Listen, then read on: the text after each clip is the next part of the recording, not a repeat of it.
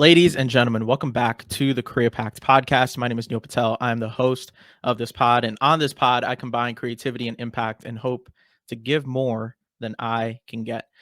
Today, I'm sitting down with Mr. We Do Our Research over here, aka Danny Miranda. And guys, in all seriousness, he's an amazing podcaster, having done over 350 episodes of the Danny Miranda podcast in a span of close to almost 3 years now, with some of the most incredible world builders, people like Gary Vee, Noah Kagan, Tom Bilyeu, Brian Johnson, Andy Frisella, just to name a few.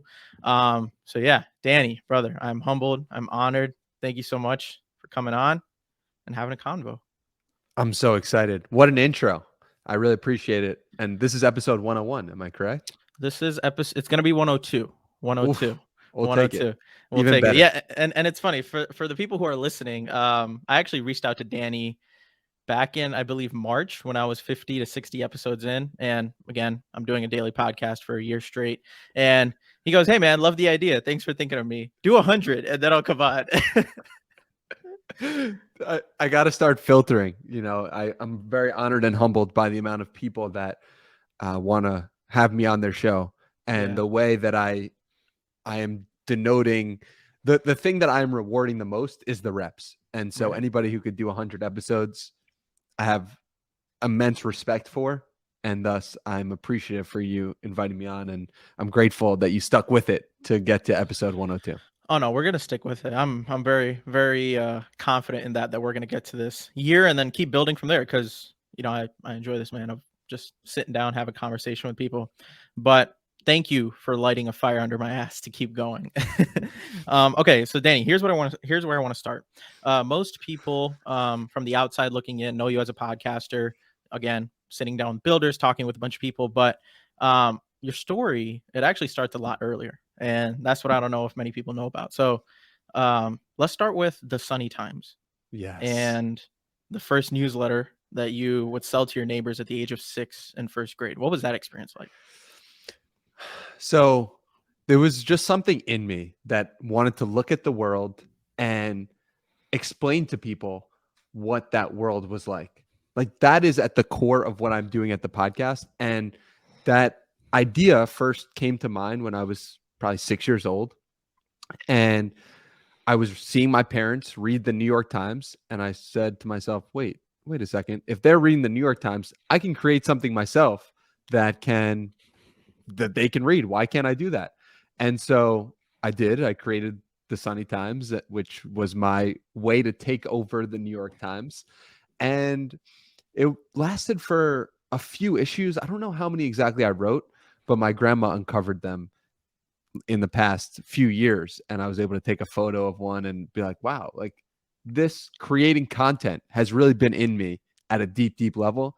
And it's only just now surfacing to more and more people's radar because of discipline and consistency. But this is just so deep within me to look at the world and want to write about it or tell other people about it. And I'm just grateful that, at 27 years young, more people can discover it and realize that. So you've been doing this for 21 years. Insane.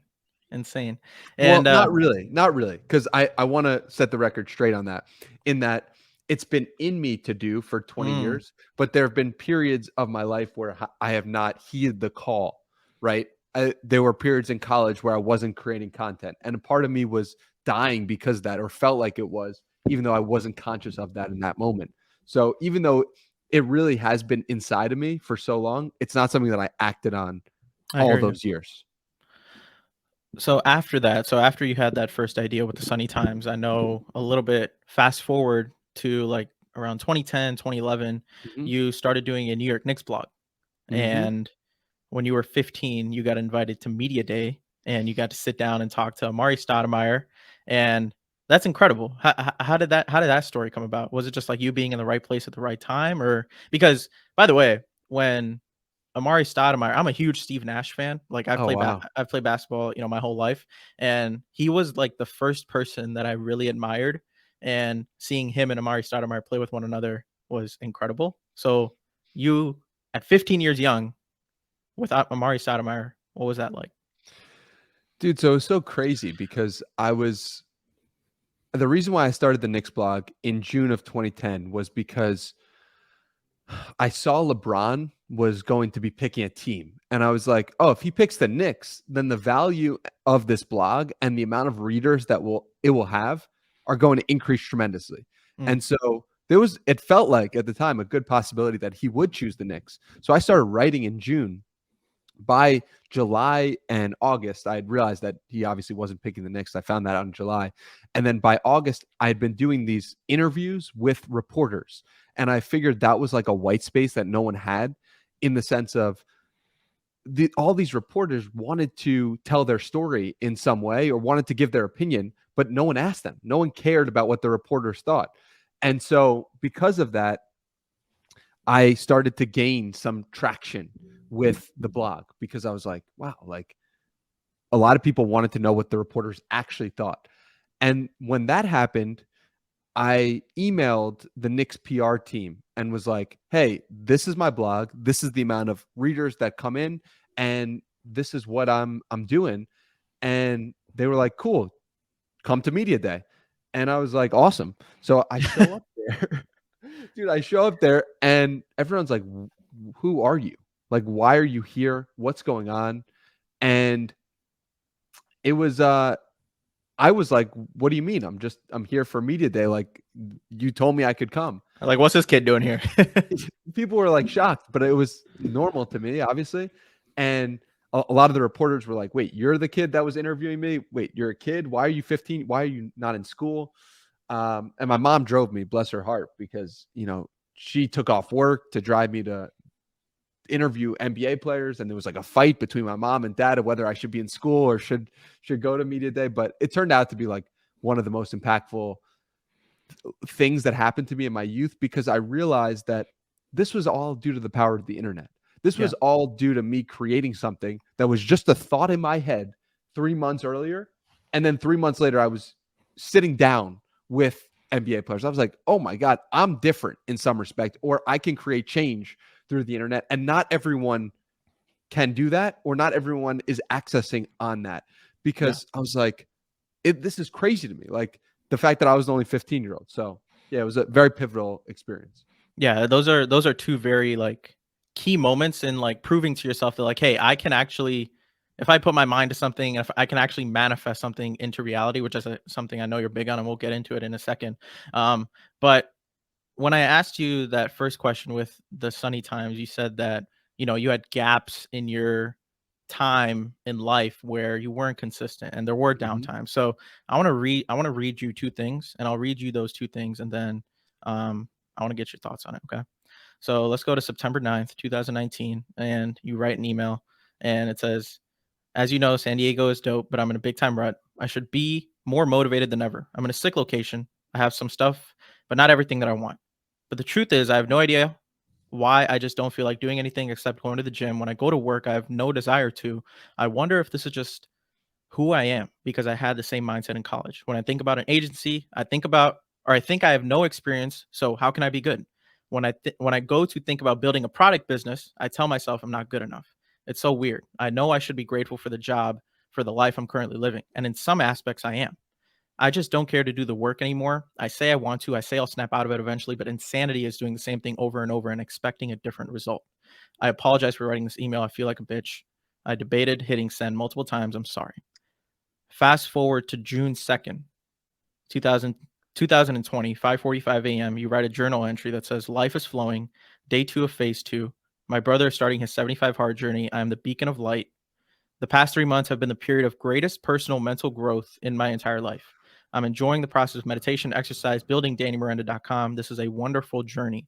I promised myself I would commit to the process. So far, so good. When I used to start journeys like this, I would sabotage myself.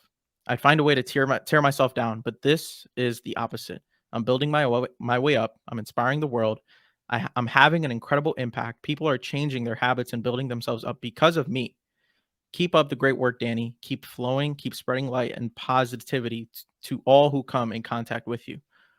What happened in those 267 days? Dude, what the hell? That's crazy. Thank you. Thank you for calling that to my attention. 267 days. That's Yeah, that's have you, wild. what happened in those 267 days? I started meditating. That's the first thing. I started going inward and I started to analyze the ways in which I had my traumas, the things that had been holding me back, the ways of being that the ways of being that I'd picked up on that I didn't like, and I was able to recognize those for the first time. I would say from in those 267 days, I would reckon that I meditated in some way for at least 200 of them. And so for me, that was starting with 20 minutes in the morning. Then that turned into 60 minutes in the morning as well. And I started that, I believe, in May. And so meditation was the first thing. But then very closely aligned with the mind is the body, and working on the body with 75 hard. Although that's really a mental exercise as well. So 75 hard was drinking a gallon of water, doing 2 workouts a day, reading 10 pages of a book, following a diet of some sort, and taking a progress picture, and doing that for 75 days straight. I would reckon that I did 75 hard in that time frame, maybe 100 or 130 of those 267 days. So you want to know the 2 big things that impacted my life in that time was 1, meditation, and 2, 75 hard. And that is what created the change. What was the hole that you were in, like those past traumas and the things that you didn't like about yourself? Yeah, there were a lot of things. There were a lot of small things. Like there was no like one big moment. There was no like, I mean, the big moment that I often refer back to is a kid pushing me into a locker senior year of high school that I recognized in like the first week of doing the meditation, where I was like, oh, like this is a situation I've been holding on to. But that was like an example of a small thing, honestly. Other things were like I'd been reading Twitter a lot in 2017, 2018, 2019. And so I'd been picking up some of the patterns and ways of thinking that I was reading a lot on Twitter. And so recognizing those was a big thing for me at that time.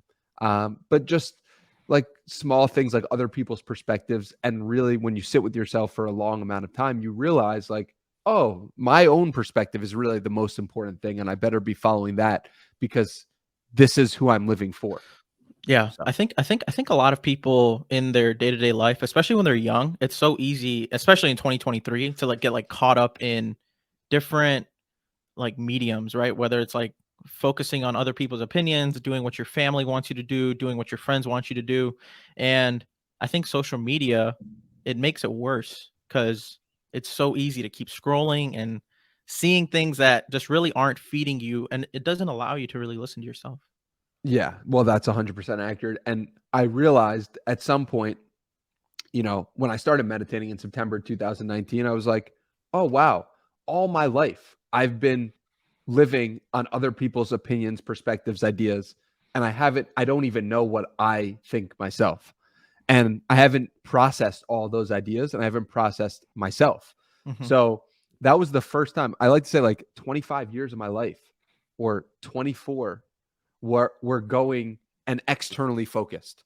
And then it's only been in the last 3 or 4 where it's been internally focused. And if you look at the changes that I've made in my life and the life that I'm living and the gratitude I have and the fulfillment of just being who I am and living in this body and mind, it has been like nothing I've experienced. So I hope my life is a billboard to show people that if you go inward, things will get different.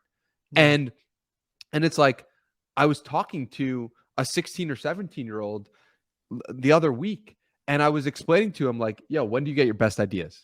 It's like in the shower. I'm like, why do you think that is? It's because like, that's the only time you have to not look at a device. And he's like, what? And I'm like, yo, what do you actually believe? The opinions that you just told me are someone else's beliefs. Like, what do you actually believe? And he's like, I don't know. And of course you don't know because you haven't spent any time with yourself because society doesn't program you or tell you to spend time with yourself. So let your life listen, there's some people who spend more time inward than they do externally facing. And I honestly think those people are pretty good, like Very monks. peaceful. Yeah, they're very peaceful. But the vast majority of us don't spend enough time looking at ourselves, looking inward. And it's like, when I think about the monks, is there even enough inward time that you can have in your life? Because like if you become a monk, you're like pretty internally peaceful a lot of times, it seems like. Yeah. So Yeah. yeah. So all that just goes to say, like, look inward. Like, turn this podcast off right now. Look inward. No, for real. Turn it off, guys. But why do you think that's so hard for people? Like looking inward, because look, this is what, like, I'm only 21, right? So like the things that I have, like the opinions that I have, they may not, like, I want to put them out there, but like there's things where it's like, dude, I'm 21 years old. Like, who's gonna listen to me? Whatever, right? But it's like things that I know. It's like we know what we should do in our life, right? Like the first step, we know what the next right step is, but those simple things, why don't we do them? Like, why is it so hard for us to sit down and be like, okay, I'm having anxiety, I'm having negative thoughts, I should probably go on a walk, I should probably meditate, I should probably get off my phone. But the idea of doing that makes people so uncomfortable that they just don't want to do that. And when they don't do that, they keep falling in that negative spiral of those negative thoughts and they just never get out. And that's happened to me before. But some of the things that I've tried to implement in my daily life is, meditating. I try to do that and it's not even, it doesn't have to be something crazy. It's literally like do 30 breaths or 40, 50 breaths. Just count those, right? Write down something in your journal, do a thought dump, right? Something I've been doing very recently and I've been very consistent at. I don't know if anyone does this, and I'm probably going to sound really weird for saying this, but I take cold showers in the pitch black. Amazing. Yeah, like in the pitch black. So what I've realized doing this daily podcast is I need to find a way to constantly come up with new things to talk about. And sometimes scrolling social media and being on YouTube watching podcasts, like, that's great. It gives me some ideas, but I get my best ideas when I'm in that uncomfortability and just with myself. Yeah. I mean, dude, it's like spending time with yourself is the greatest hack to get more ideas, to get more internal peace. But the problem is that a lot of times it's uncomfortable at first. And there's like a barrier that people have to go over in order to get comfortable. And so, yeah, I think it's the reason why people don't do it is because, one, we haven't been trained to. No one said in school, all right, you're just going to spend an hour by yourself. That is time out, right? That is like a negative thing. But what if spending time with yourself could give you joy? What if it could make you feel happy? What if you didn't need anyone or any stimulus to come in to make yourself feel at peace? Your life would be better. And the amount of people I say to them that, hey, I'm meditating an hour a day. And that is like the craziest thing. Like, that is just like, I could never imagine. What do you mean? How do you do that? And it's like, I was that way too when I was doing 20 minutes a day of meditation myself. So I understand it. I resonate with it. But it's like, how sick have we become that we always need something to stimulate us at all times, and that an hour with nothing is just completely incredible or otherworldly? Like, no, Yeah. this is like your birthright to Right. spend time with yourself. And so no, I don't think any topic gets me as fired up as spending time with yourself, because I think it's like the one unlock that changed my entire life and changed everything for me. And it's like, if you do it for a year, your life will change. If you literally say, I'm going to meditate every day for 20 minutes, I'm just going to sit with nothingness or sit with the thoughts as they come up and watch them, your life will change. Like, that is the difference between you and a greater version of yourself. For everyone, for myself included, and I've been meditating for 4 years. I've been reading The Power of Now by Eckhart Tolle. And like, I've been reading that book for like weeks on end, but I like can't get past like the first couple chapters because I keep rereading it. And this morning I was reading it again, like out here outside in my backyard. I was reading a section where it was talking about like the only way to advance in life is to be fully present. Like, the past and whatever's happened, and you having hope or like this idea of the future, like, you can't really advance and move forward in life with the life that you want to create if you're not fully present. And I literally read those 2 pages probably like 5 times. And I'm going to record a full like podcast episode on just those topics because it's just that fascinating. Mm-hmm. You're a reader yourself, right? What books have you been reading lately? Dude, so a lot of books. But on that point, so I did the same exact thing. It's crazy. I was 21 and I couldn't. Well, it was slightly different because you seem like you're more aware at 21 than I was at 21, just based on how you speak and what you're talking about. I tried to read The Power of Now when I was 21, and I couldn't get past the first chapter, not because I was having trouble understanding the concepts, but because I literally got bored and was like, what the hell is this? Like, this makes no sense. And funny enough, my grandma gifted me The Power of Now, and then I gifted her A New Earth A New Earth is also by Eckhart Tolle, and that was my favorite book that I've ever read, or one of them. And yeah, that changed my life too, because it just made me realize like that acting with love and kindness is so important to everything. And it's one I need to reread, and one that I think I should reread every year. But what am I reading now? I'm reading this book, Think Big, by Donald Trump. I'm reading I Will Teach You to Be Rich by Ramit Sethi. You watch his Netflix I documentary? haven't watched it yet. It's amazing. Is it? Highly recommend you check it out. Like he just goes to goes to different people's houses, looks at their financials, gives them tips, and they like document the process of how they either implement the things that he's teaching them, or they just keep going down that hole of debt and financial struggle. I've heard amazing things about it. And he's clearly, this is what happens when you do something for 20 years, right? He's been writing on the internet for 20 years. And now he goes to a slightly different medium and everything takes off. And this is like a theory that I have, is that when you look at someone like, I don't know, let's say Nelk, the Nelk Boys, who you might be familiar with as a 21-year-old man. So Nelk Boys create vlogs for 10 years and then launch a podcast. And it's really the podcast that gets them to speak to Donald Trump or speak to the biggest people in the world. It wasn't the YouTube videos. And so what does that tell you? It tells you that you change one slight thing with media after doing 10 years in a slightly different vertical, and things change forever. So it's likely, based on that blueprint, that the podcast is not actually going to be where I find the most success. It's going to be something very close to a podcast that I don't know yet. And that in 7 to 10 years is just like, wow, that's the thing that really took it to another level. What's your take on that? I can't agree more fundamentally. You know why? Because, I was going to actually talk to you about this like off air, but I'll tell you about it now since we're doing it. And why not?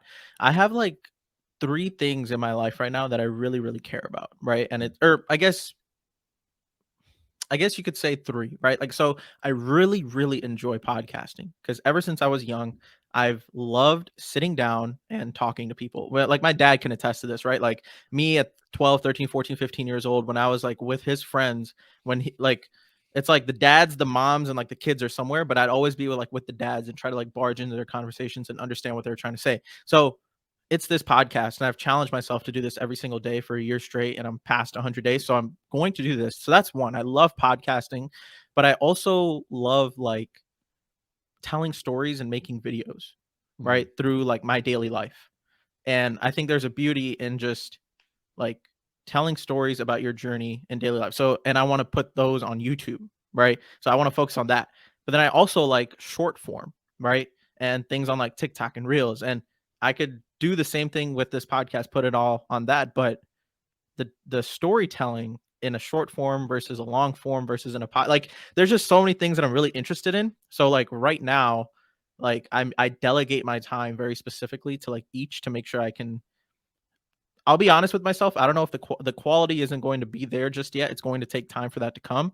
But the fact that you said that this podcasting thing might lead you to something that's a little bit close to that, and that may be your next big break, I can't agree more, because I feel the same way with me doing this podcast. I'm like, maybe give it 5, 6, 7, 8 years and then see what happens. Maybe I, do something on YouTube or big content creator. I don't know. It's just just take it one day at a time, and I'm just following my interests, you know?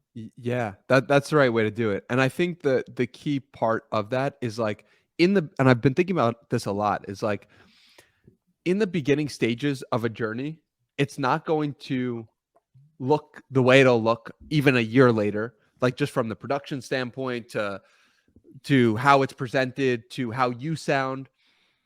And so the real key in the early stages of any journey, which I consider myself still in the early stages of my own podcasting journey, is to show effort, because effort is rewarded by everyone. Everyone appreciates effort.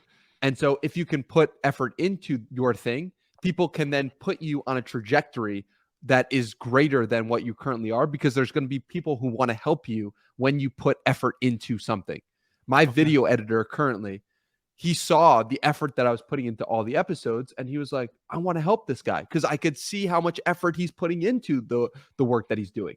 And so for people just starting out things, it's like, how do we put effort into it so that other people can see that we care a lot about this thing, and with the understanding and the confidence in knowing that this isn't what it will be a year down the line, and that's okay. So that's kind of what I've been thinking a lot about. And I think often it's the insecurity from people who they have a great vision in their head for what it could be in the future, but they don't have the confidence to be like, it's not that.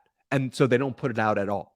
But that's a huge mistake from my perspective, because it will turn out to be that if you just are consistent enough with the work. The reps.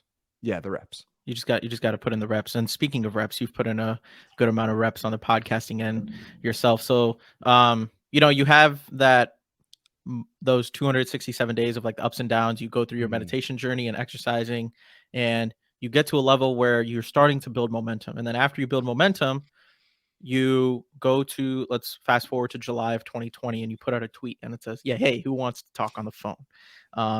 And then 20 great conversations later, how did those conversations impact you to like really launch this podcast from there on out? Dude, it was just like, I could just tell people enjoyed it tremendously. I could tell it was leaving an impact on people, because every time I heard so many times, I was like, I love that so much. I had such a great time talking to you. That was the best conversation I heard this month.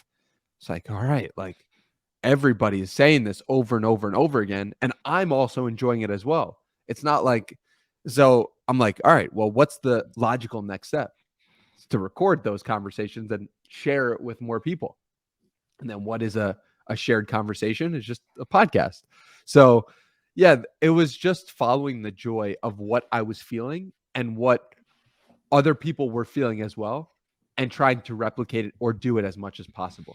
And so in July, I started late July, I started planning the podcast. And then by August, I'd recorded, I want to say 20 episodes as well.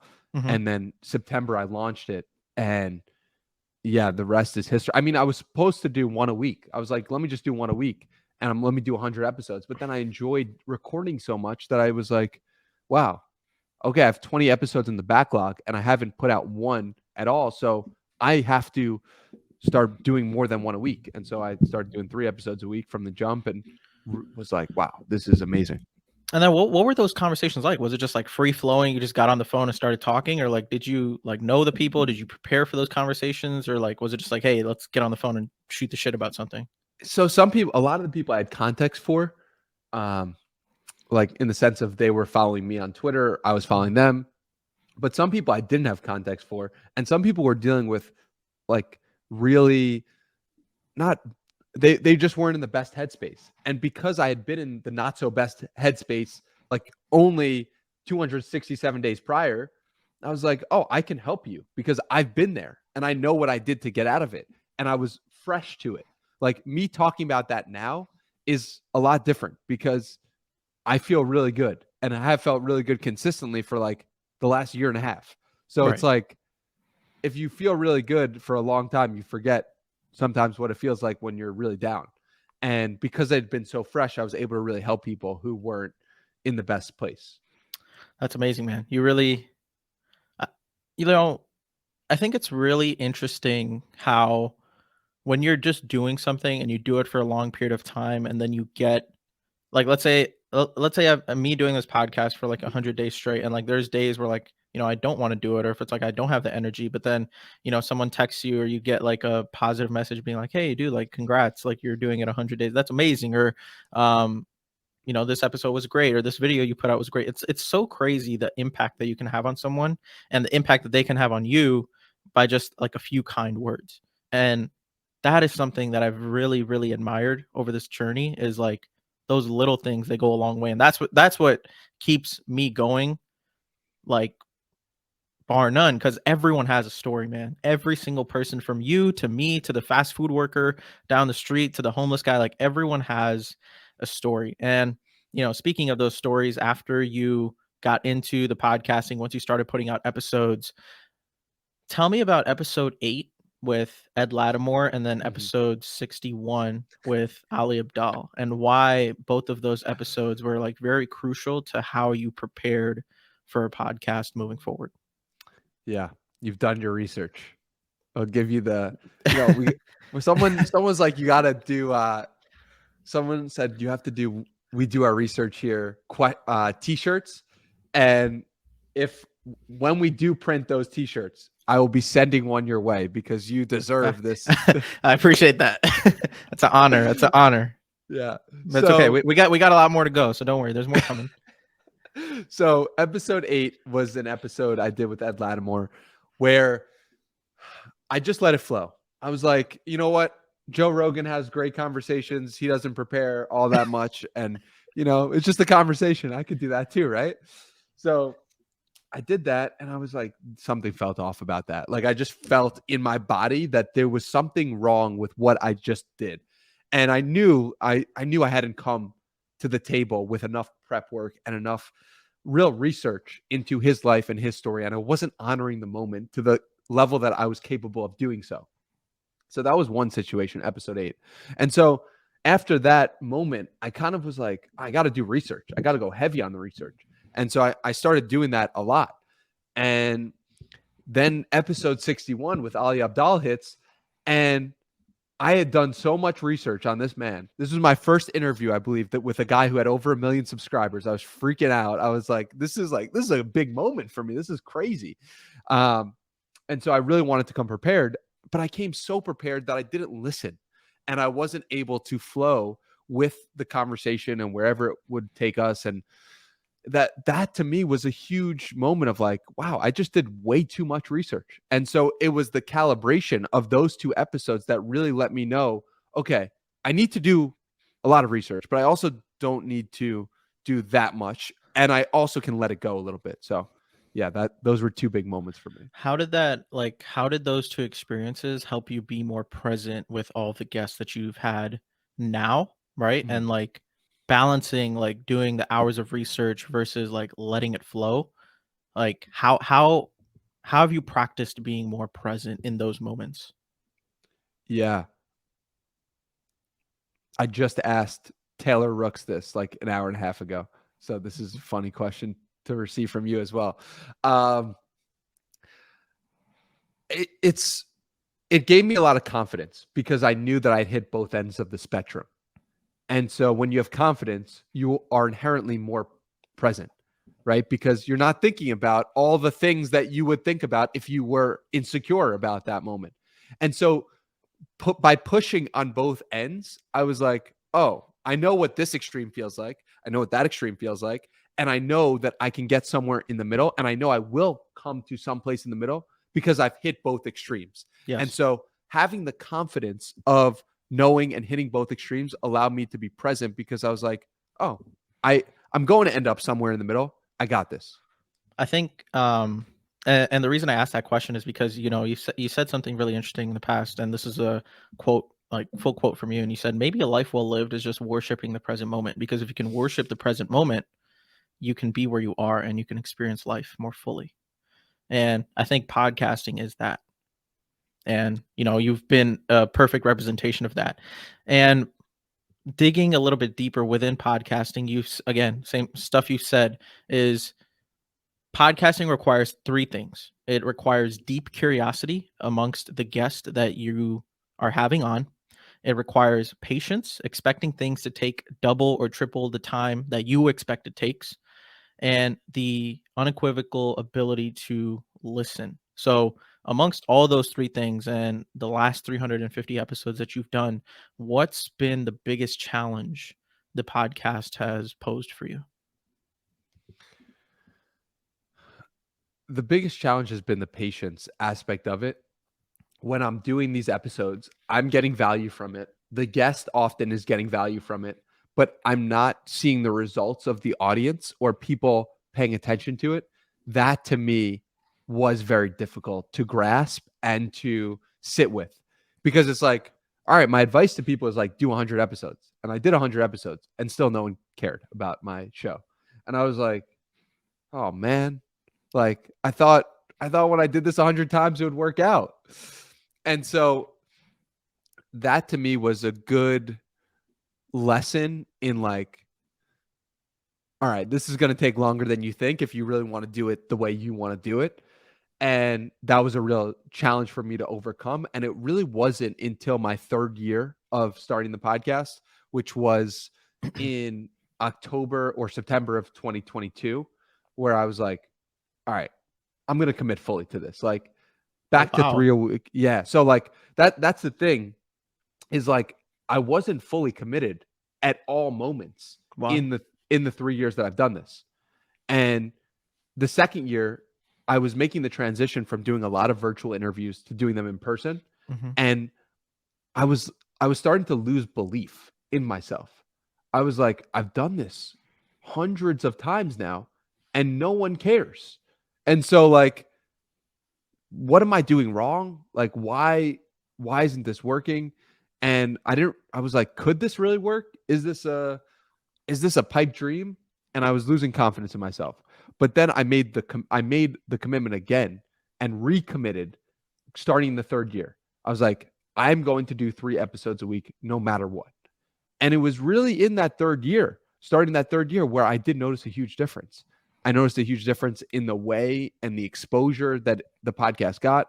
I noticed a huge difference in the way that people were reacting to it. I noticed a difference in downloads. I noticed a huge difference in the podcast when I recommitted to it and said, I'm going to post Monday, Wednesday, and Friday, no matter what, because people want to believe in someone or something that believes in themselves. And so when I did have that belief in myself, people were then more inclined to come on the show, to retweet, to share, to help me out in little subtle ways that you could only tell later. So yeah, that was a huge thing for me. And that was the biggest challenge that I've come across from doing the show. I think that's really fascinating, how just committing and manifesting and believing into something can bring something into reality.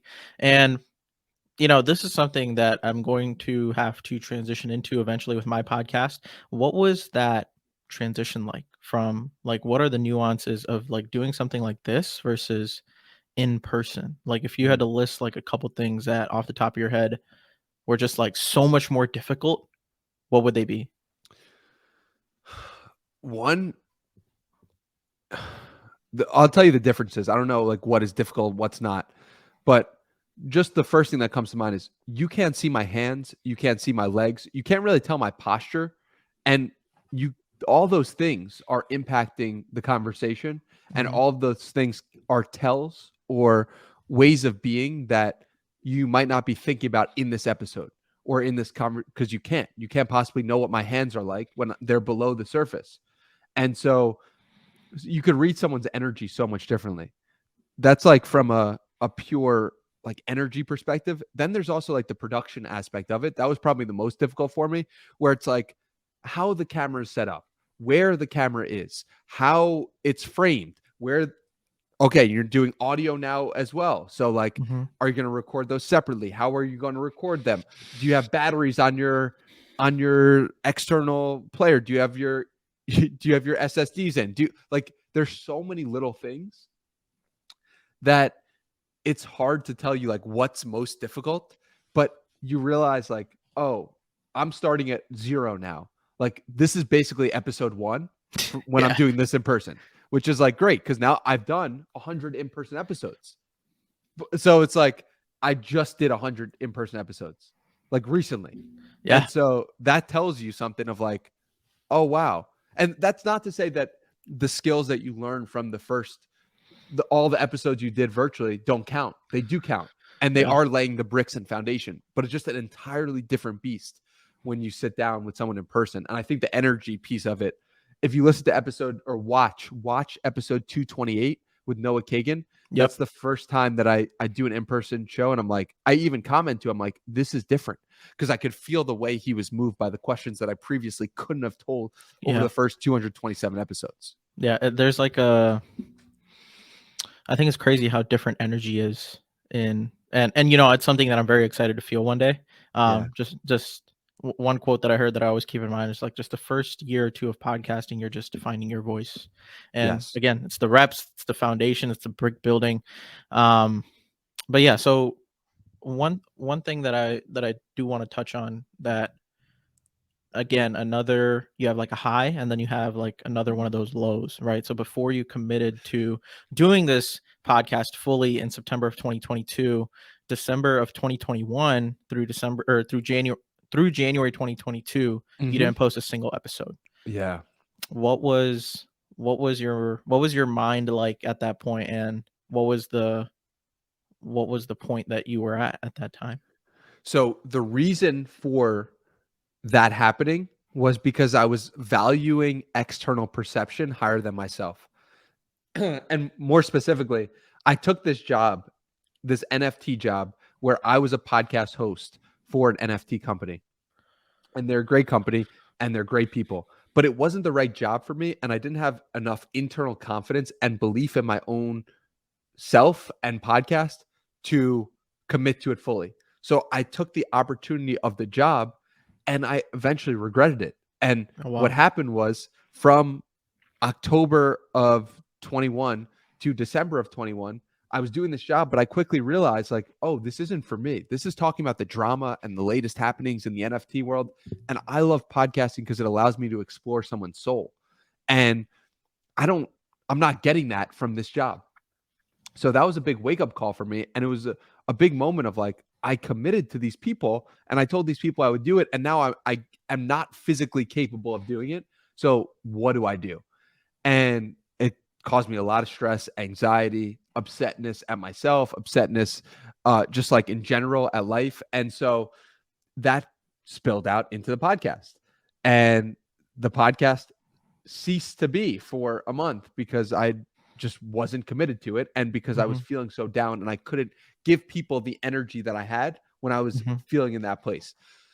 So, yeah, that's why I didn't do the podcast that month. And it was a huge wake up call for valuing my internal perceptions and looking inward more than the external. Yeah. Who would appreciate it? Same thing we talked about earlier. It's just the same thing over and over and over again. It's dude, and it's something that like even I am like struggling to figure out, bro. It's like, why do I keep doing this? Like, for what reason do I just come over here and sit down and do this every single day? Because look, before this podcast, like from like 1 to 1:30, like I was like doing breath work. I was like trying not to get nervous, had like a little bit of anxiety, but like now that I'm in this, I'm perfectly fine.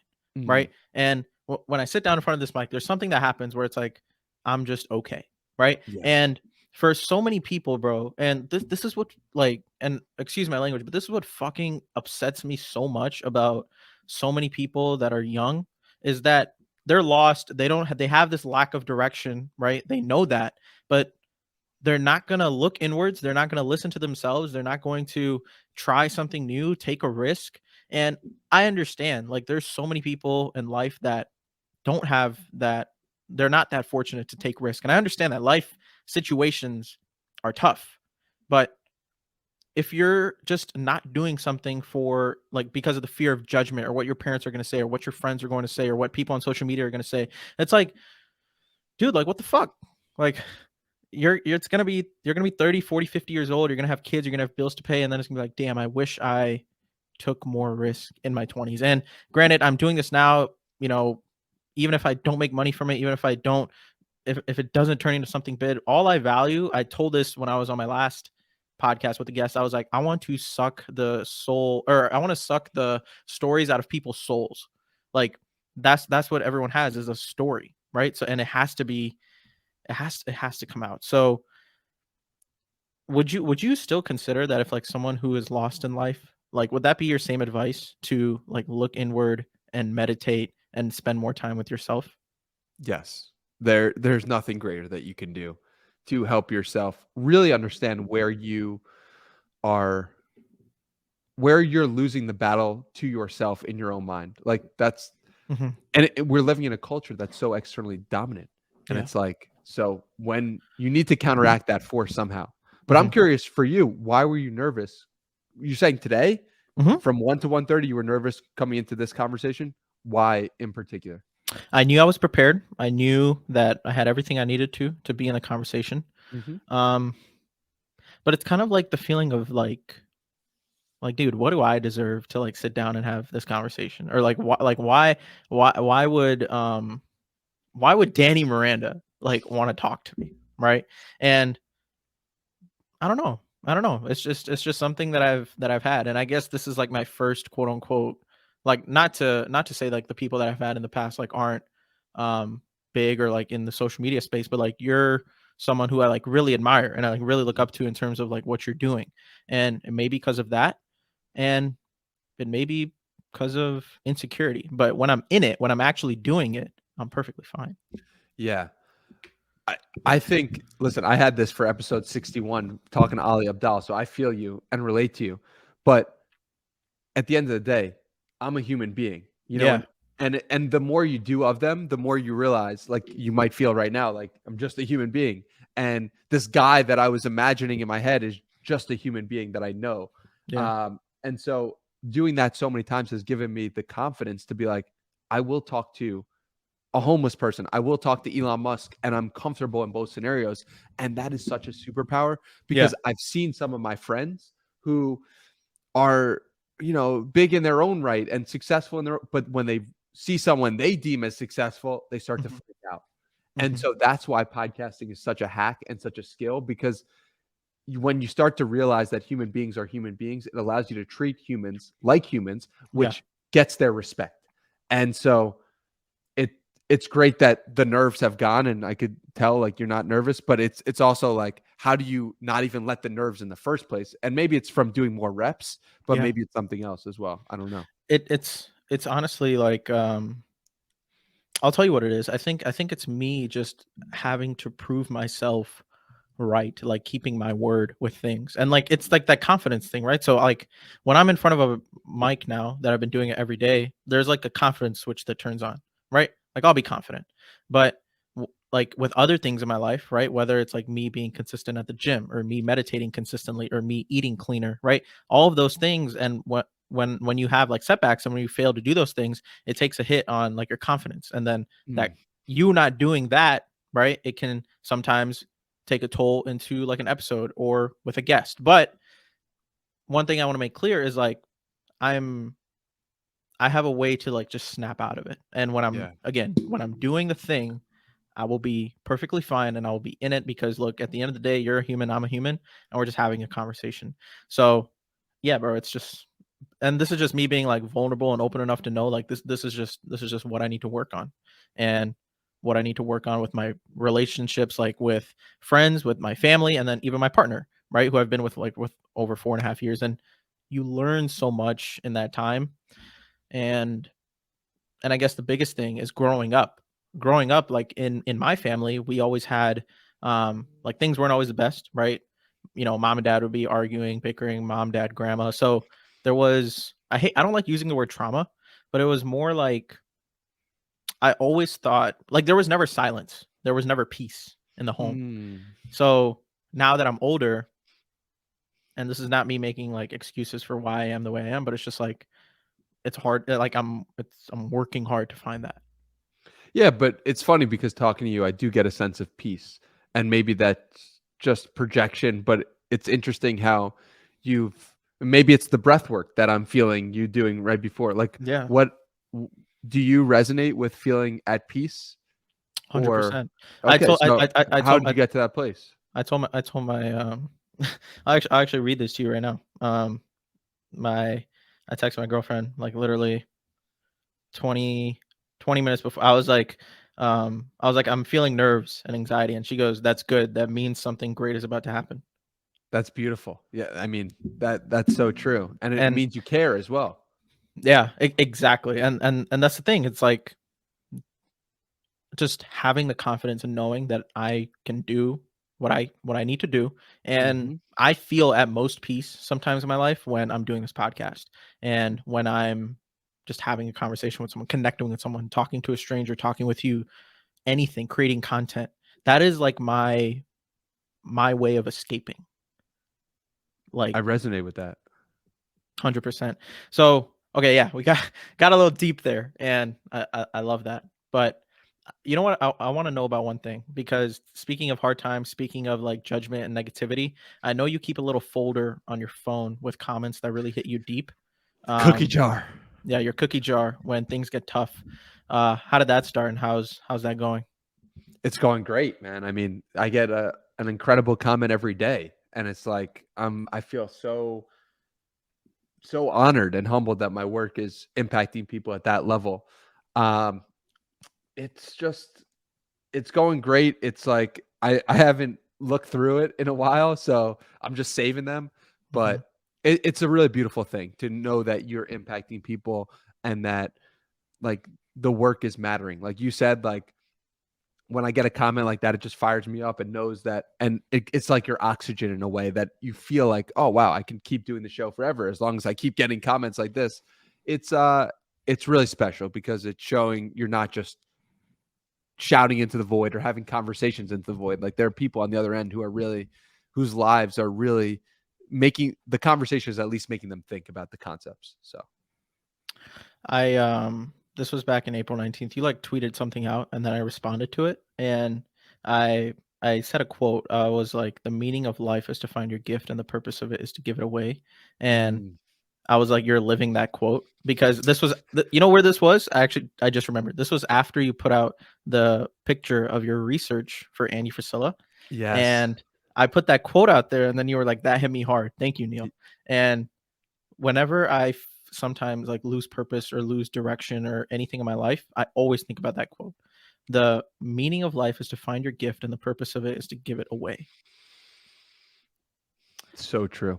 It's so true, man. And it's so powerful. And it's like there were times in my life when I didn't know, not too long ago. And it's like for anyone listening, right? It's like it's okay not to know. And maybe it's just not your time to give that gift yet. I often think about the example of a parent. Hmm. You know, my friend just had a baby and he was talking to me the other day about how, all my life I've known that I'm supposed to be a parent and I'm supposed to guide other men in helping them be parents as well. And everything that I've been doing in my life has been preparing me for this moment. But it's like, guess what? He never had been a parent. So how is he supposed to guide other men in how to be fathers if he himself has not been a father yet? And so it Right. wasn't his time to execute on his knowledge. When I was 13 years old, I had a time management blog, right? I was teaching other people about how to be happier and how to manage their time and how to and Gary Vaynerchuk, how he's exuding confidence and love and kindness. I wasn't ready to teach that. No one was going to listen to a 13-year-old kid about those topics. And so even though it was within me, it wasn't ready to be expressed yet. And even now, it's probably not fully ready to be expressed because there are a lot of 45-year-olds, 55-year-olds, 65-year-olds, 75-year-old men, women who are saying to themselves, why would I listen to this 27-year-old kid about happiness? Right. So it is something that you are developing into your gifts. And it is something like it's okay if you don't know. Maybe it's just not ready to be expressed yet. Dude, that is the exact thing I want to stay on for a second, because I was listening to your episode with I can't pronounce his last name, but it's Sean. It was literally like your Sean Oual Olation. Sean I Illusion. Yeah, yeah, yeah. I don't know. I forgot how to say his last name, but he's an incredible Yeah, creator. And yeah. I was listening to that podcast, and he was talking about how creating content and doing the things that he's doing, regard like he was like, sometimes the things that he says and the things that he creates, even he's like a contradiction or like hypocritical, because he does those same things he tells other people not to do. And me doing a daily podcast, the reason I feel that so much is because every day I talk about something, right? Like for example, in my mind right now, I don't know what I talked about on episode number 22, or I don't know what I said something in episode 44, right? So it's like me saying these things and like teaching these things, or like putting my thoughts out there for other people to listen and grab something from. Why should someone listen to me even if I don't have my life figured out and I'm saying all these things? Is it still valid for me to be doing what I'm doing regardless of me not knowing, or my quote unquote lack of direction or anything like that? Because like, what if this thing is what gives me the purpose? Yeah. No, it's a great point, but I don't think that just because you don't remember what you were talking about, or just because you might not resonate with who you were at episode 22, doesn't mean that it's not a valid perspective for you to put it out there to begin with. You're in a phase right now of growing and learning, as someone who is in their 20s is. Like, we're growing, we're changing, we're having new perspectives and experiences, much more so than somebody who's 60, 70, 80. But that doesn't mean you can't help guide someone, or you can't help give someone a little bit of knowledge on your path to help them. Like, you absolutely can. And just because you don't resonate with exactly what you said at episode 22 anymore, potentially, doesn't mean that it's not valid or that it can't help. So I just want to like make that clear for you, and just understand that each episode is just a diary entry of where you are at that point. And it's just a place of like, all right, I'm here. I'm at this point right now. You go back to episode 246. I'm not asking questions the same way as episode 146, as episode 46, right? So that's like important thing to know, is like, you are growing and changing, but that doesn't mean that the perspective that you're putting out at this point is incorrect. Okay. Thank you for that. It's true. Like, it really, and the discipline of sticking with it allows you to have better and better perspectives. So yeah, dude, keep going. You 1000% I will. Speaking of discipline, discipline and love, your two guiding principles in life. Curious, has your definition of discipline, or what you consider love to be, or like how you put out love, changed over time? It hasn't really changed in a while, I would say. Discipline is just sticking through and doing the things you say you're going to do, and love is creating oneness with that moment, with that thing, with a sense of joy. That stayed pretty consistent, and I'm not perfect at either one of those. But when I'm acting in discipline and love, I'm living a better life, and I'm noticing that. And it's like the embodiment of that is doing 75 hard and meditating. It's like 75 hard. You got to be disciplined. You got to do things you don't want to do, even when you don't feel like doing them. And when you're meditating, you are quite literally becoming one with the parts of yourself that have not been seen, and you are giving yourself love in that moment. And it's like the warrior and the monk. If you can be the warrior monk, if you can have both, you can attain some level of peace internally, because you're not just doing things that are good for your heart, you're also doing things that are good for your body, your mind, and your soul. So yeah, my definition of those two have remained relatively consistent over time. That's incredible. And another thing, like with you being, 27 years young, it's very rare that people at the age of 27 know exactly what they want to be written on their gravestone. And you've said that you want your gravestone to read, "Made the world happier, healthier, and wiser." What is your why behind that? It's just like giving more than you take. And I can't imagine living a life that made the world happier, healthier, and wiser that wasn't a good one. Like, I just thought about when I felt the best, the most at peace, the most excited, was like when I was actually helping other people to get better in some respect. That's fascinating. I think I think I find a ton of joy in, helping people out just like randomly and without like I think the whole concept of just like giving more than you take, like that's literally in the intro of my pod is like to give more than I like in hopes to give more than I can take. And Mm. that's something that I've always, resonated with, and I hope and I will, live up to that hopefully for the rest of my life. Um what about your life is hardest to understand for the people who listen to you? I would say that it's probably hard to understand that this is all an internal game for me when it Mhm, is an external pursuit, right?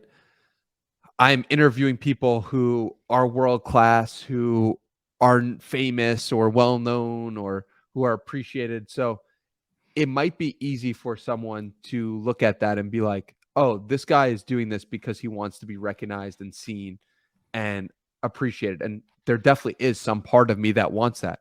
But it's way more of an internal game of, I can't wait to talk to this person. This person is exciting me. And so the fact that people say that I'm working really hard is hilarious to me because I am just doing what is lighting my own heart up. And so I think that might not be clear to people when they first look at what I'm doing as a whole. yeah, and again, it goes back to like the whole um negative mindset and like social media thing, like, oh, he's just doing this for likes, comments, and being famous or whatever. But yeah, that is. And since I got a little bit vulnerable earlier, like another thing that I'll say is when my friends ask me like, or like for example, if I'm like hanging out with them or like playing on like my PC or gaming or something, and I'm like, okay guys, like I gotta log off, I got some work to do. And if they're like, oh, what do you gotta do? I kind of sometimes feel some hesitancy in saying that I'm I have to like in my mind, I know I have to, okay, I have to go record this podcast, or I have to go edit this video, or I have to prepare for a interview or an episode. And I don't know, I feel like a reluctancy to say that because kind of like the fear of them being like, oh, dude, like you're not doing anything, or you're not um just like that fear of kind of judgment. So that's something I still kind of struggle with on a day to day, is kind of letting people know that like, hey, this is what I'm doing. Why do you think that is?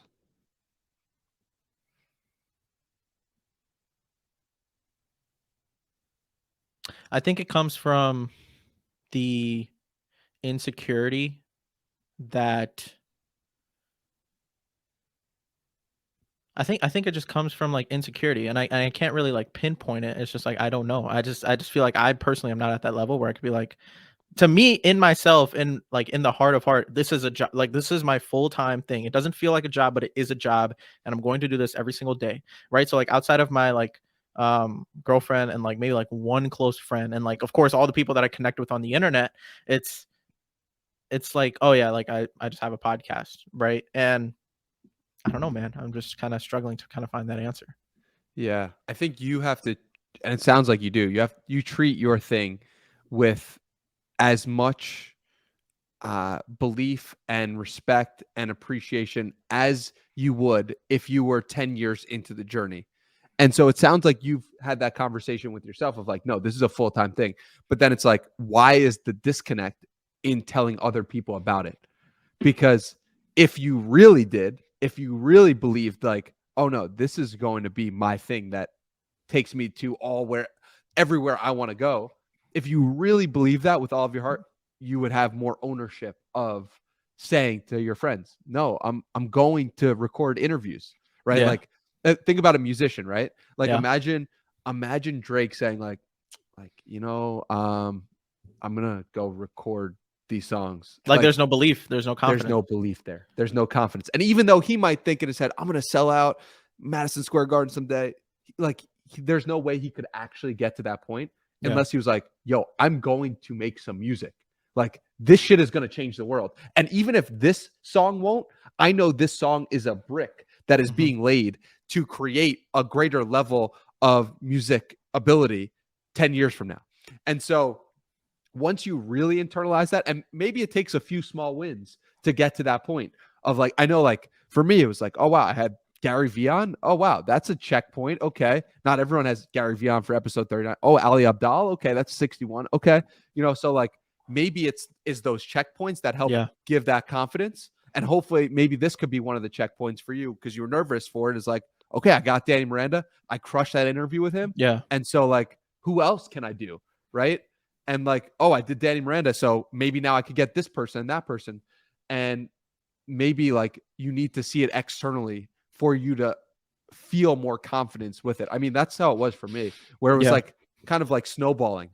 And so, yeah, hopefully it's definitely a confidence thing. Like when I'm here doing it myself, like I feel all the confidence in the world when I'm sharing something with you or with, my partner or even my, like, there's like peaks and valleys, right? Like there's times where like you have the utmost confidence to be like, hey guys, like check this out. Like I just interviewed this guy, like it's incredible. Listen to it. But then like if they're like, oh dude, like what are you doing? It's just like there's oh, I'm just doing some work. That's like the little reluctancy that I have, or like the hesitation to be like, okay, no, I'm like recording for this, and this, or I'm doing this, or I'm trying to make this video in this way to making thumbnails, like stuff like that. But why do you listen to do you listen to any affirmations tracks? I love this one by Ray Lewis that I listen to over and over and over again. Someone tagged me in it today. Let me get the actual name of it. And yeah, and I've listened to this track probably like 1,000 times. It's called I just want to you listen to it. You listen to it before podcast, right? Yeah, often. I listen to it before my Sahil Bloom episode. It's called Affirmations for Greatness. And it's on Spotify. Excellent. And it's 2 minutes and just like on a loop. And you will have more belief and confidence in yourself after listening to it enough. 1000%, man. This is funny. This is great because it's kind of like a podcast, an interview / like therapy session for me, and it's amazing, and I love it. Love to hear that. I love to hear that. This is amazing, and I think that's another reason, bro, like that I started on this journey, because like the whole just like learning from someone who's been there, who's done that, who's put in the reps, that's smarter, that knows, or not, I guess necessarily like smarter, whatever, but that's just done more, has more experience. That's so like therapeutic for me, because when we're done recording, I'm up at night re-listening to like everything over and over and over again. And yeah, it's just a way to build confidence for me. All right, last couple things. What do you think is the defining characteristic of Danny Miranda and the reality he has created today? Optimism. The fact that I can look at a situation that is in no way I should be having hope for and being like, yo, I'm going to crush this. I'm going to sell out Madison Square Garden. I'm going to dominate my reality. I'm going to come in here with love and optimism and appreciation. I think optimism, like take everything away, like optimism and energy is just like, that's like a huge like strength that I have that not everyone does. I've come to realize. Yeah, energy is everything, man. Anytime you just know the energy when it's like, okay, like this person, like they kind of mess with me, but they kind of don't. But then this guy, like I love his energy. I love everything that he's about. It's fascinating. Do you have any? Again, this is just me speaking from like deep curiosity, and I try to ask this question to every single person that comes on: is what do you fear? Like, what's your biggest fear in life and anything? Yeah. I was thinking about this yesterday. Just being average, being the normal. And it's like your mic cut out, looks like. Thank you. There you go. Yeah. When I adjust it, sometimes You're good. Yeah. Being average really, like, it scares me to no end. It makes me so scared. It makes me so fearful because I know I'm capable of that reality. And I know that I have been at that reality in the past. And I know that I'm actually capable of so much more if I put focus and energy and optimism into something. I know I'm capable of so much greater than average. And I feel this for so many people. And so I see it in myself. It scares me to no end, and it helps propel me to action and taking more action than normal. And when I'm I'm not taking more action than normal. I'm asking myself, why not? If I really cared about it, then I would be doing more than the average person is doing. So yeah, What that's is average? I mean, average is it's totally dependent on the context of what you're talking about. Literally, when I just started running, and so I'm looking at the stats for people who how many miles they run on any given week, and I'm seeing like, okay, the average here based on the Garmin trackers like 4 miles a week. And I'm like, all right, like I'm not running 4 miles a week. Like I'm running, so I'm running more than 4. That's a guarantee. So last week was 24. This week so far 7, and I'm just like, it's just like in my head I'm just like, I am going to be greater than average. Like when it's podcasting, most people do what, 1 podcast episode a week, and so when I'm seeing someone do a podcast every day, that is inherently greater than average. Yeah. And so yeah, I mean, when you ask like what is average, it's just like what most people do. Okay. And then like how can you do more than what most people do? Yeah. Yeah. There's a reason. There's a 1% and there's a 0.0001%. That is fascinating, man. Because I think for most people, like they say they want to live a normal life. I want to, like I don't want to do all that. I just want to, find a good job, live a life, and have some kids, have a nice house. They want to do all that, and that's what they deem as average, right? I think for me, how I define average is you keep doing the thing that has put you in a hole. And the more that you keep doing that, you're staying where you are. And like I think in life where you just stay where you are and you aren't either like failing or growing, and people can define failure the way they want, or people can define growth however they want. But when you're just like staying there and you're like in this weird moment of like comfort, consistent comfort over a long period of time, I think that's what average is. And figuring out ways to like break through that, like even if it comes with emotional struggle or mental struggle, to come out of that, I think that's how you break out of being average. And that's why I ask that, because like what is average? A lot of people like a quote unquote average life or a normal life. Yeah. It's interesting because like I wonder if like a marathon runner who's like at the top of the world would define themselves as being average if they weren't growing in some way.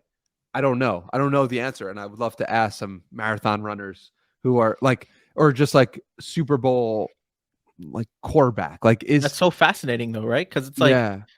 people at the top of their game, like I'm a huge Steph Curry fan, right? So like Steph Curry, he's the greatest shooter in the entire history of the NBA. Like he has eclipsed every shooting like accomplishment and accolade that he can imagine. But when he's in the gym, there has to be something within him that's like I have to be better. Like I cannot miss 3 shots out of 100. Like I have to make 99. And maybe just like that, like yes, it doesn't like make them average, but like maybe that's the mentality that like you have to be better. It's like, okay, like I need to break past this barrier. Yeah, I mean, It's interesting. it yeah, I don't know. I don't know how Steph Curry could ever say to himself, like, I'm an average 3-point shooter, right? Like, even if he was staying the same, like, it would not be correct for him to say that. Yeah. But yeah, Who maybe knows? that. Yeah, who knows? Who We'll have knows? to ask him. Well, hopefully one day. All right, and this thing that I want to briefly talk about, you've mentioned, I feel like you have a very deep passion for this, but you haven't really, like in other podcasts and things that I've listened to or tweets that I've read, you haven't really like dug deep into it. So I want to take a brief moment to ask this. What is your first thought that comes into your mind when you think about hopefully fatherhood someday? I think Like about 4 children. That's the first thought that comes into first my thought. mind. And the reason I ask that is because you say that a lot of the stuff that you do, right? It's like imagine if like my grandchildren can see this one day, or imagine if my kids can see this one day. So I think and you've said that almost on all of your podcasts pretty religiously on the Yeah. people that you talk to. So it's like I just wanted to know, because me personally, bro, like I can't, like I think one of the greatest days of my life will be the day I become a dad, and Yeah. that is bar none one of the days that I'm looking forward to in my life. So is that important to you? Yeah, absolutely. And you're right in the sense that I haven't talked about a lot in other places. Primarily, I'm guessing because I'm not a father, even though I could talk about like being and how that is something I'm looking forward to so much. It's not something that people ask about because they're like, well, this dude clearly isn't a father, so like what can he add? But to your point, Yeah, and the thing that I want to mention is like the reason why the podcast is the way it is because I want to help guide people and teach people about the experiences that I have. And what more personal way to do that than with a child, right? yeah, So it's like the podcast, in a way, is preparing me to be a better dad. And it is something I'm looking forward to so much, and I know it will require a tremendous amount of focus and energy and life force myself, but I'm so excited to be able to take all the lessons that I'm learning and will continue to learn and bring them to a child or children. And the fact that so many of the podcasts go to parenting, go to the deep, like what makes for raising a great child? How were you parented? That these are like common questions that I often ask. And it's because I really care about it. And I think it's perhaps the most important thing that any of us will experience is like the 18 years we live with our parents and how we're parented. So yeah, yeah, it's hugely important. Thanks for asking, man. yeah. Yeah, dude, because it's something that, again, and I don't know anything obviously about fatherhood. Neither do you. We don't have kids, right? But it's like I see how my brother-in-law has changed, like my sister's husband, like seeing how he's changed when he's become a father, and my dad telling me like all these stories about like me as a kid and my sister as a kid, and Mm-hmm. hearing all that, it's just like, man, like I can't wait to experience that someday. And my thoughts around it is always like, okay, like, damn, this thing that I just learned, I'm gonna teach that little kid that thing one day, and they're gonna do some hard work. They're gonna learn this thing. But yeah, that was honestly one of the most like curiosities I had about you, because you've talked about it a ton. So the last question I ask every single guest this, and since I do a daily podcast, it's all revolved around like deep concepts or like deep questions that sometimes in life like we don't have an answer to. Is there a question in your life that you have yet to find an answer to that maybe I can explore on a podcast episode and let's like really dive deep into? And this is just like you really looking inward. I mean, obviously recency bias plays a role in it, but I'm really curious what parenthood is going to be like, or what makes for the best parents is the first thing that comes to mind. Um, could you repeat the question one more time though? What is one deep question in your life that you have yet to find an answer to that maybe I can explore in my daily podcast that I do? Yeah. So I will Parenthood. make it about parenthood. What makes for great parents, and or what is parenthood? What is fatherhood actually like? Like things I'm Maybe curious about. I should have my brother-in-law on and talk to him about it, because Definitely. that would be amazing. Because again, like I can go deep into it, but again, it's very limited because again, I'm not a father, right? So I Yeah. gotta definitely gotta talk to my sister and brother-in-law about this. Awesome, man. Danny, brother, I appreciate you. Thank you so much for coming on, man. Do you have let people know where they can follow you, what they should be looking forward to, and everything that's to come with Danny Miranda? I don't know what's to come, and that's the exciting part. But the Danny Miranda podcast is where you can learn more at Hey Danny Miranda on Twitter. If you made it to this point in the episode, shout out me and let me know what you thought. And thank you so much for having me, man. You're really skilled at this. I want you to keep going and like really play this out because there I'm really touched by your research and I'm really touched by your presence. So you're 21 years young, and that's incredible. You got the mind of a 30, 40-year-old and the maturity of, and I sense that. So keep going, man.